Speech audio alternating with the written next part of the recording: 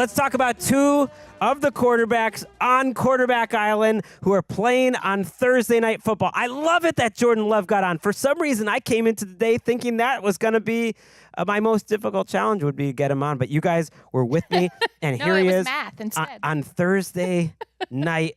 He goes to Detroit. This was a rematch of a somewhat underwhelming game that It's a weird game because Green Bay totally controlled the game. Remember, Detroit only had like 200 total yards of offense, but they won 24-14. Yeah, they got out to it quickly. The tough weather game. I think Jordan Love's playing better now. They go to a Lions team that is banged up. I think just before we even talk, I'm just going to give a little bit of an injury update for both of these teams. DJ Reader, uncertain whether he plays in this game. Taylor Decker, their left tackle, the Lions, not looking like he's going to play, according to Dan Campbell. Carlton Davis, their cornerback, is looking like he is going to play in this game. So that's good news, at least on that front. Josh Paschal, Levi Onwuzurike. Malcolm Rodriguez, I mean, that's tough. Up the spine of that defense, they are thin, man. Yeah, Paschal and Onwuzurike isn't announced yet about their status, but it doesn't sound great. And yeah, you mentioned Rodriguez. They're now missing 3 of their top 4 linebackers. Derek Barnes, they could get back at some point, but not for this game. So there's some players that you probably have never heard of that are playing at linebacker for the Lions. I did want to mention Jair Alexander was back at practice, and they're going to, that seems like it's going to be something of a game-time decision. Elgton Jenkins, good offensive lineman for the Packers, and Edgerrin Cooper, their linebacker, might be out for this game. So a lot of injuries, but especially on the Lions side, really affecting them. We'll start with you, Steve. Let's start with Love and the Packers' offense. Do you think they can take advantage of all these injuries in a nice climate? I know they're from Green Bay and all, but a nice climate control. Yeah, like how we like it, right? Yes. Forget all the snow and the cold. Yes, of course. I mean, when you think of, besides Jordan Love, who's the offensive piece for the Packers? Josh Jacobs. I mean, he's a physical force. His run balance is like Marshawn Lynch's. I mean, it's incredible. So I think you go up the middle of that defense. I mean, Lee McNeil is a beast, but if Reader's not in there, man, that dude occupies bodies. He keeps linebackers clean, and if he doesn't play, you are going to see Matt LaFleur use number 8 right there and get that push and clean some people up in the middle. Look at that run balance right there in that video we're watching. It's just absolutely insane. Plus, Matt LaFleur is also going to scheme some things, drag routes, little hook routes, just to take advantage of some of that underneath middle zone that the Lions are going to have to play. They can't allow anything explosive down the field. So I think that center of the field for the Detroit Lions is going to be vulnerable. Yeah, you mentioned, very, very brand new faces in some points, not only on the interior, but at linebacker. So I could really see Matt LaFleur doing that dastardly thing that we know he can do with this run game, but also with their screen game, with some of the ways that they manipulate their tight ends in space, not only as blockers, but disguising different gaps, making outside wider edges than you would normally think for the run game, and then pulling it back inside all of a sudden, giving them a lot to think about. And it will be, Jordan Love distributing the ball and all of those things. I expect him to take a few shots downfield as well. But a lot of this is going to start up front because that is where the injuries have compounded in those first and second levels for the Lions defense. Yeah, I think it's such a mismatch for both offenses. Mm-hmm. I think both offenses should look at this and think, like, we are offensive football teams, especially the Packers. The Lions defense has stood so tall all season. And their safeties are so good. And they've been such a good defensive team. And they are relatively healthy in the secondary still, and that's the strength there. Romeo Doubs also in the concussion protocol, not expected to play in this game, which is a big loss for Green Bay as well. Whenever there's two teams that are reasonably close, and the Packers here are 9-3, this is a division matchup. When they play twice in a short amount of time, I tend to favor the team that lost the first time around. Now, this is the best division potentially ever that we've seen. They are the first division in football history to have 3 teams this late in the season at a 750 win percentage or better. Like, it's never happened, not since the merger when there were really divisions and everything like that. So there's never been 3 teams with this good of a record this late in the season as Packers, Lions, and the Packers and the Vikings, of course, as well. The Packers are starting to peak. Defensively, I worry a little bit more about them, but Kenny Clark started to make some noise. Van Ness started to make some noise. Rashawn Gary started to make some noise. They have to get some sort of pressure on Detroit because the pass rush for Green Bay has been a weakness for them all season long. And if they revert back to kind of what they've been and they get bullied up front by this Lions offensive line like so many teams do, ultimately, I'm not sure they can keep up in a track meet. Maybe they can. Maybe they can't. But they need their guys because they're not banged up. Like, these are their first-round picks, the guys who are making all the money.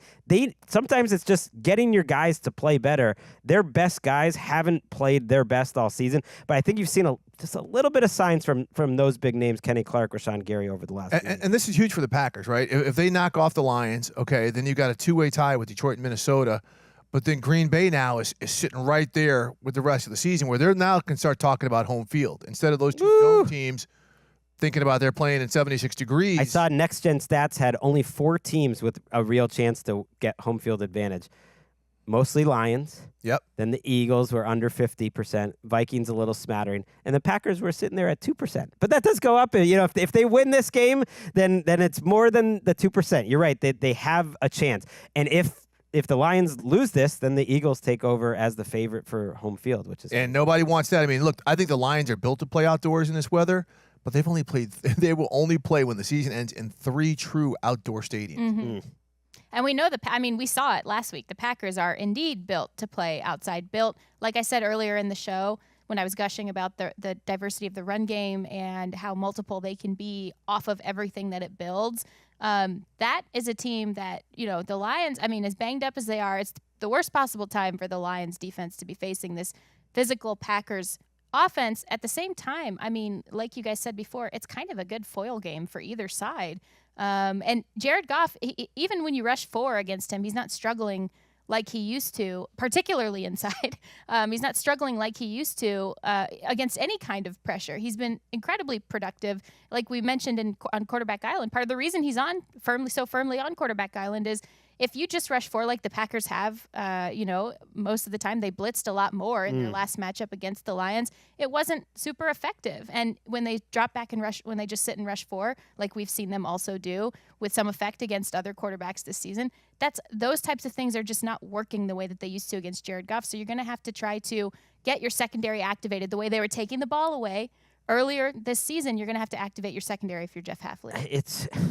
Yeah, and that's where some mismatches are happening, certainly for Detroit. When Detroit has the balls, there's mismatches all over the place. This could be a great game for the Penei Sewell agenda running out here. I am pushing that agenda hard, my man. Okay, yeah, I had him in my MVP ladder. I put him fourth. He should be there. I think you can do what you want with votes, and if you want him to kind of represent this Lions offensive line, and he obviously is the best player on it by a good deal and maybe the best at his position, you can vote that way. And so I think him against these 3 young safeties that they're playing. So Xavier McKinney, I guess you wouldn't call him young anymore. He's right in the middle of his prime. But what they've done with some injuries at their linebacker level and just in cornerbacks is they're playing their 2 rookie safeties, Bullard and Evan Williams, together, and Bullard's in the slot a lot. Bullard's been quiet. Javon Bullard, 2nd-round pick, but you haven't noticed them in a bad way. Evan Williams has made a lot of positive plays. So these 3 safeties on the field, and you're running the ball against that kind of look. Quay Walker, who has made some plays over the last few weeks, but drives Packers fans absolutely crazy, and I think is a weakness of their defense is their linebacker position. Maybe this is a Sewell and a Jahmyr Gibbs, because as good as David Montgomery is, and he's awesome, they have almost the exact same amount of rushing attempts and the exact same amount of catches this year.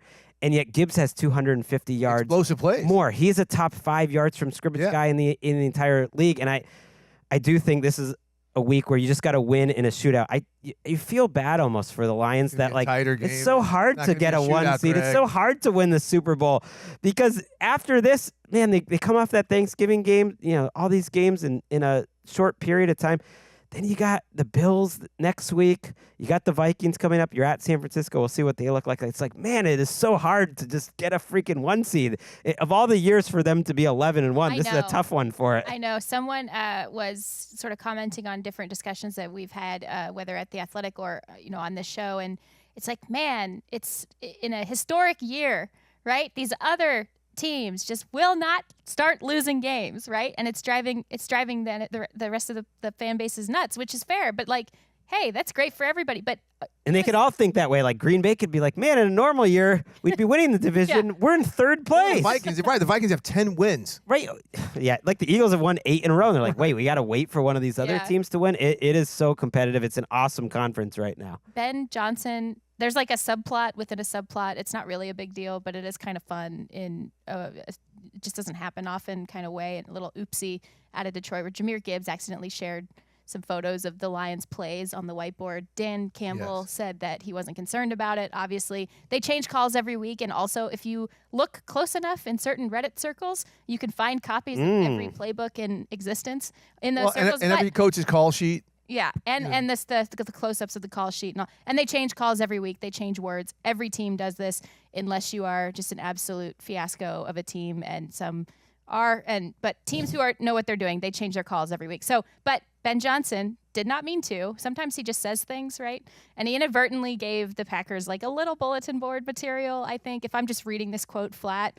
And he said, have you guys thought about maybe we wanted them out there? So now we know what they know. And he was joking, obviously, on Monday. And he said, so he's Drake now. so he's like, oh, yeah, oh, God. No, what a comp. He said, no, Like listen. if they lose this game, he's going to sue them afterwards. Yeah, actually. like, he's like, each week we try to keep guys off balance, teams off balance. We certainly don't want them to know what's coming. And then he said, look back at the first time we played the Packers this year. 3rd and 5, it was our first third down of the game. We made a check. And you can see Packers defensive lineman Kenny Clark giving the signal for a check right there, which is usually universal to check for a run. Well, we ran it, and we got 9 yards. So his point was, even when they know what's coming, we still do the thing. That's so, what good teams do. That's what football. I don't think the Eagles are confusing anyone with their fourth down, fourth quarter strategy. It's working. I don't think the Ravens are confusing folks on what they're doing on 3rd and 1 either. Right. If the Lions can win this game and somehow get that 1 seed, Campbell is my coach of the year because here I just want to real quick. I just want to give you some guys who are playing significant snaps for the Lions in their recent history in this game. Al-Qaid Muhammad used to be a nice player for the Colts. Got a nice second contract for the Bears. Actually didn't have a snap in the NFL all of last year. Was not on this roster because he was on the practice squad until recently. Played significant snaps last week. Khalil Dorsey, undrafted free agent from the Ravens back in the day, played a career-high snaps last week at cornerback. Some of the linebackers that you mentioned that could be playing. Ezekiel Turner, a 2018 UDFA who has never played this much in his entire career, started with the Cardinals. David Long, cut by the Dolphins 2 weeks ago. And then Trevor Nowaski, who has been an undrafted free agent with the Lions now in his second season. These guys are all out there getting significant snaps, being trusted. We'll see if they can make it work. Jordan Love, you got to make him pay. As much as we just said how much we love you, he's only been averaging about 23, 24 attempts a game during this great stretch. They haven't needed him to totally ball out and dominate. They're going to need it on Thursday night. Real quick, Dan Campbell over Tomlin? If they get to the finish line, anyone can vote the way they want. I think it's okay to consider the breadth of the coaching job that you did, everything that you did. And so Tomlin gets some credit for that too. But to me, since Campbell didn't win it last year, I think he deserves it. My pool of people who I would, if I got a top 5, I don't. If I got a top 5 and in no particular order, I would certainly have Dan Campbell in the top there. I would also have Matt LaFleur. Think about the breadth of this year. And the breadth of the last 2 years with such a young group and how they grew up. So this is a cool matchup between, again, we see it, twice a year, but again, between possible Coach of the Year candidates. I would have Kevin O'Connell in there, as you guys know. I would have Dan Quinn in there still. I would have Sean McDermott in there. I would have Mike Tomlin in there. That's 6, but it's fine. Math is hard, as we've established earlier there we go. in this episode. Way to bring it full circle, Jordan. That is our preview show. I'm learning TV. I'll pick the Lions in this game. I can't pick against the Lions right now, but nothing would surprise me. And it'd get spicy if the Packers win this one. I'm looking forward to recapping this with Jordan on Thursday night. And I'm picking the Packers because of the way they ran the ball. I could see it. I'm a little like. It just feels like Lions are like America's team. You just want. I want the Lions to go all the way, but on this game, I am picking the Packers.